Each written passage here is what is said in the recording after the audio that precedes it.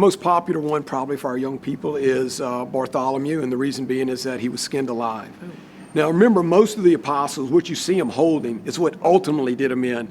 There were other tortures along the way, and for Bartholomew, he was whipped, and then ultimately at the end of the day, he is skinned alive, and he's actually holding his skin. Tell us about some of the ones that are here in this What courtyard. we'll do is we'll pick a couple. Like we'll pick Andrew, which would be Peter's brother. His temperament is much different. Obviously, he was the one that brought Peter to meet Christ. His temperament is much unlike Peter. Peter's very outgoing, very gregarious. Andrew is very much to himself. But with the times of proclaiming the gospel, he was every bit Peter's brother. And as a result, he ended up curing the king's, or if you will, the governor's wife. The governor took offense to it and decided that he too needed to be crucified. So he put him on a cross that's actually in the shape of an X. And a lot of times you'll see priest vestments, or they're wearing something that looks very similar. And as a result of it, they put him up on this X. And as a result, they left him there for about a day or two. And when that wasn't doing it, in other words, he wasn't passing fast enough, the king, or the governor, if you will, moved him out to the shoreline. And the reason being is wild dogs would roam in this area, and they too needed something to eat, as diabolical as it sounds. And so as a result of it, he kept preaching from the cross. And what happened, more and more people came. The dogs couldn't get close enough. The governor started to realize that, man, this guy maybe is more important than I gave him credit. And then actually approached him on the cross and told him that he was going to remove him. And Andrew responded that he put him up there, and there he will stay, just like his master, his Savior, Jesus Christ. And he dies on the cross. It's a great story about Andrew, and when you see his picture, you'll see him always noted with a cross in the shape of an X. There's also other guys. It'll be like Philip, for example. Philip is an elder apostle. He's a little older than most. He was responsible for going into a temple where they worshiped snakes, dragons, if you will, as they called them.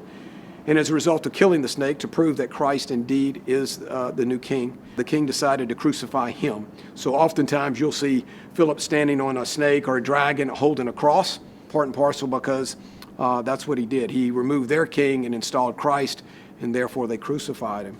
There's also other apostles that you'll see. You'll see Simon, who was a leper in his prior life, and as a result cured by Christ, a very wealthy man prior to being a leper. He was very instrumental in the early goings of the apostles. There's also James the Lesser. It doesn't make him any less than James the Greater. It's just the timing of which they both come into the part of the apostles. The great thing I love about James was that he was the consummate prayer warrior. When you would ask James, would you pray for me, he would literally drop to his knees and pray instantly. If you were to see his knees, they almost look like, camel skin, to a point that they actually brought him up to the temple, to a pinnacle in the temple, asked him to deny our Savior, and when he wouldn't deny him, they threw him off, and when that didn't kill him, they beat him with a club. So you'll oftentimes see St. James the Lesser holding a club. So each and every one of the apostles is holding what they were martyred. If you see him not necessarily holding, like Matthew, you just see him standing on the money. Matthew was a Jew, so chances are he was beheaded. The most popular one probably for our young people is Bartholomew, and the reason being is that he was skinned alive. Now remember, most of the apostles, what you see them holding is what ultimately did them in. There were other tortures along the way, and for Bartholomew, he was whipped, and then ultimately at the end of the day, he is skinned alive, and he's actually holding his skin. And that's obviously real popular with the kids today. That's what you were saying. So. And but each one of them has something very unique. For example, Simon is sawed in half, and the replacement of Judas, which is Matthias. Oftentimes people insert Paul, but the truth of the matter is Matthias was chosen. He was actually beheaded with an axe as a result of being of his Jewish heritage. Thomas was speared to death.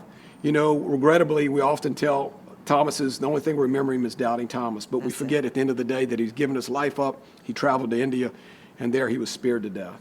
So each of the apostles has their own story. Oftentimes they'll show John, and people say that he wasn't martyred. That's true to a point. The tradition holds they tried to boil him in oil, and when that didn't do it, they regulate him to the island of Patmos. But remember who John is. He's the apostle. He's the beloved. And love is a verb, love is action, love is sacrifice. So what the good Lord was saying is John needs to be near people, right, to exchange that love that Christ works through him. So for him to be on an island by himself is a martyrdom in and of itself. Peter was crucified upside down. You won't see him per se holding the cross, but you'll see him holding the keys. Yeah, and here, he is in the center court. He's actually a larger statue. Yeah, he as is. Well. He's Because Peter. so well known. That's He's correct. Peter. That's right. And oftentimes you'll hear, especially where we live today, you'll hear in Amite that, we misinterpret, upon this rock I'll build my church. And you got to remember that the good Lord did not speak to his apostles in Greek. He spoke to them in Aramaic. And the word he would have used was kephas. Now, sometimes we pronounce it Cephas in church, but it's a hard K. And when he says kephas, he means massive boulder. And as a result of it, for him to give the keys to somebody, like in the book of Kings, that's extremely significant. And he does that right after he proclaims, at the end of the day, that you're the Son of the living God. Flesh and bones didn't tell you this, but my Father in heaven.